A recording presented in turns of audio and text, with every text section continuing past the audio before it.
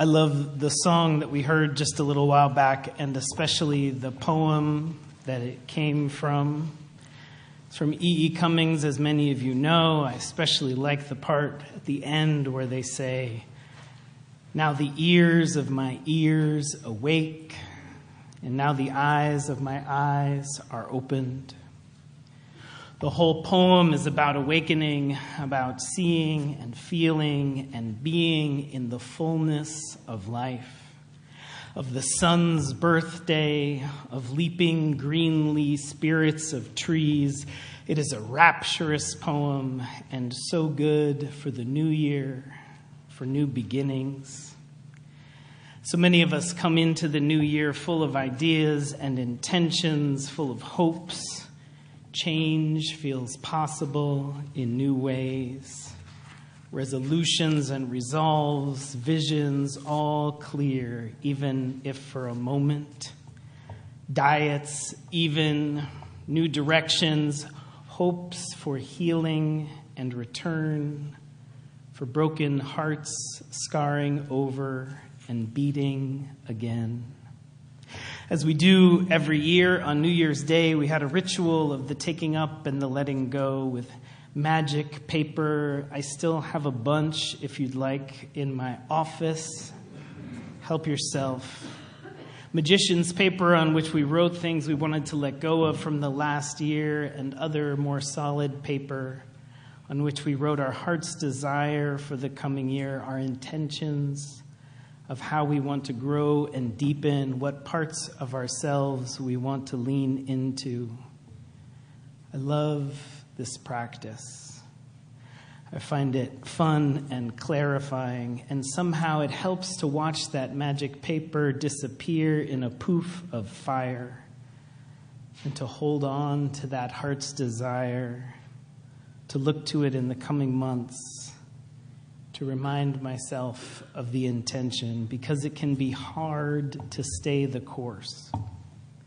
Spiritual growth can be hard to sustain, learning and deepening.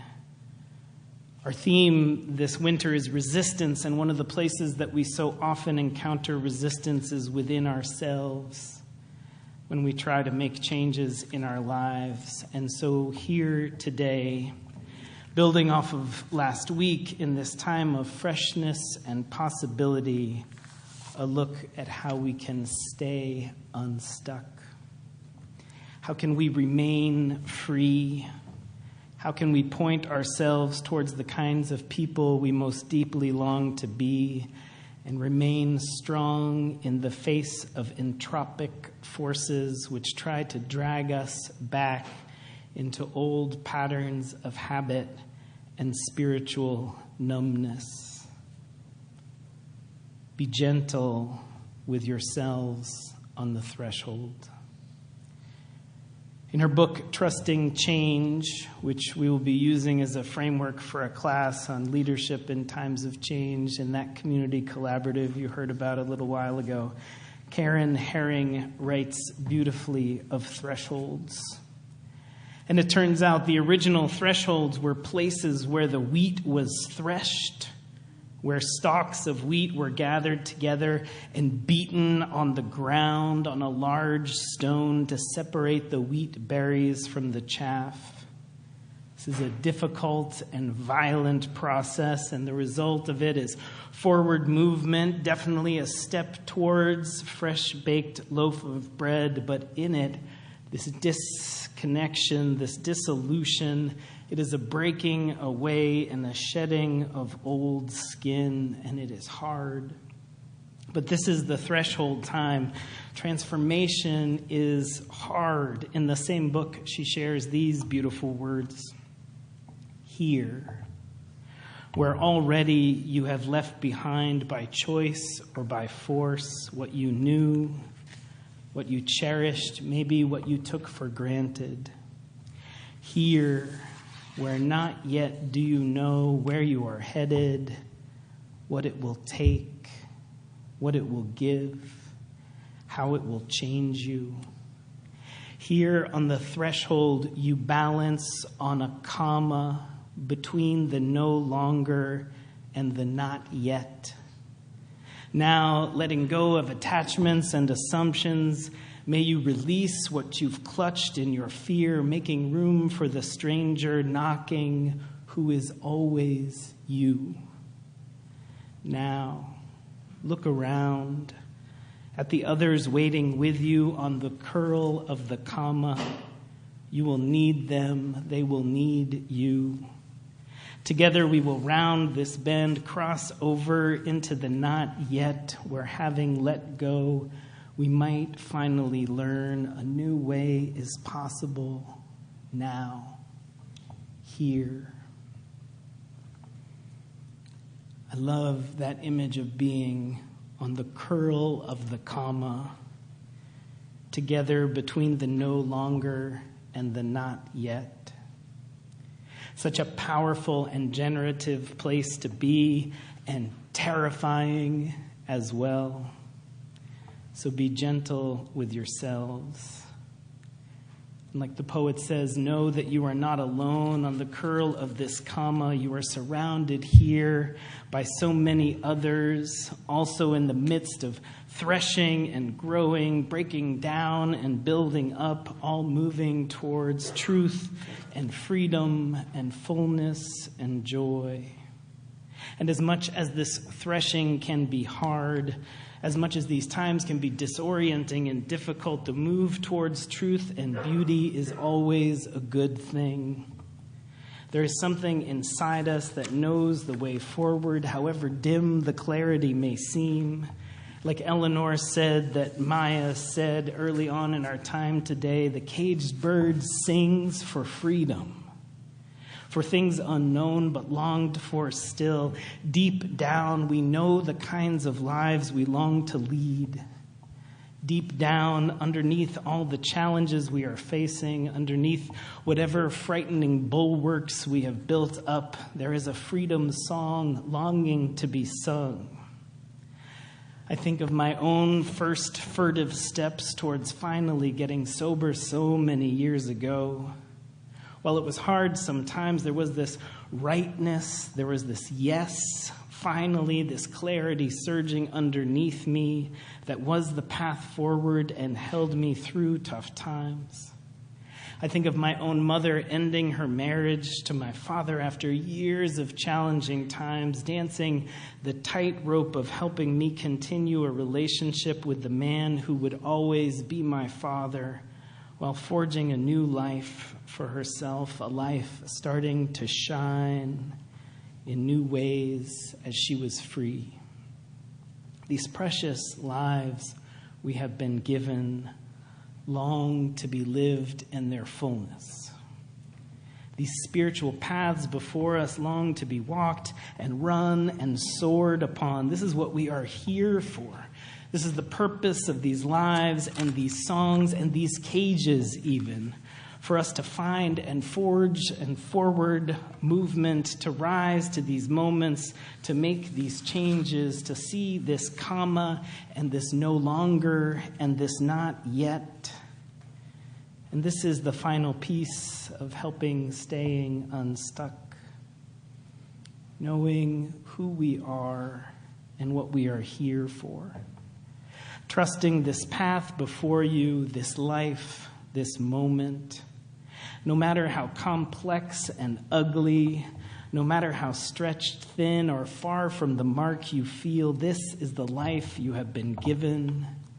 This is the family and the job and the daughter-in-law and the music and the minister and the government and the body and the beauty and the art and the vision. This is what you have been given.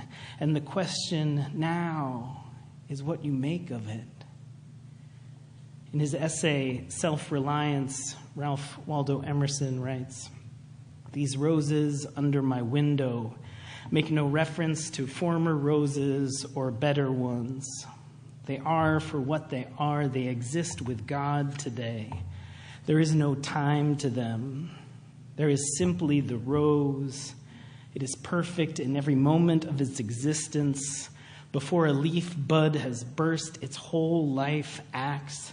In the full flower there is no more. In the leafless root there is no less. Its nature is satisfied, and it satisfies nature, all in moments alike. But we postpone or remember. We do not live in the present, but with reverted eye lament the past, or heedless of the riches that surround us, stand on tiptoe to foresee the future. We cannot be happy and strong until we too live with nature in the present, above time. He wrote these words having suffered great loss. His first wife had died early in his life and ministry, and in the wake of that grief, he found himself on a comma between the no longer and the not yet. He was unsettled with his life and ministry, even wrote that to be a minister, one must leave the ministry, which I will agree to disagree with Ralph on that one.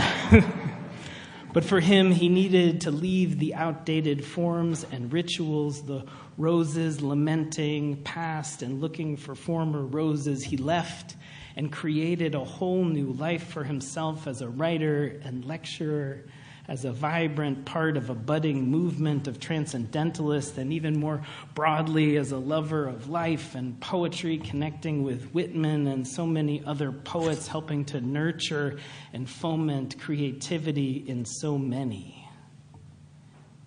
There is within you a rose, a song, a unique and precious gift which the world longs for, and remaining unstuck, remaining in the song place, in the rose place, in the truth and beauty place, is about allowing that gift to blossom and be given to the world. This is one of the great gifts we have received from Emerson and from all of our forefathers and mothers who shaped this free faith of Unitarian Universalism. The spiritual path before you is yours to know, yours to question, yours to inhabit, and then share here in community with all of us poised on our own commas, singing our own freedom songs, some full-throated and free, some with the first tentative sounds, but all joined together, all helping to birth this new and beautiful world.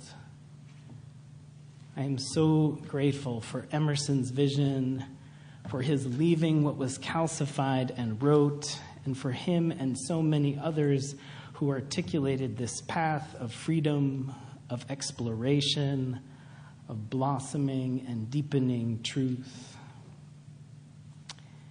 Inside you, the path is clear. Something deep within you already knows the way. We'll end with The Warbler by Jim Harrison.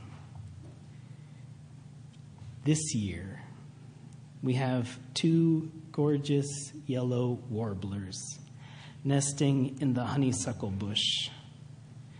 The other day, I stuck my head in the bush. The nestlings weigh 1/20th of an ounce, about the size of a honeybee. We stared at each other, startled by our existence. In a month or so, when they reach the size of bumblebees, they'll fly to Costa Rica without a map. Amen.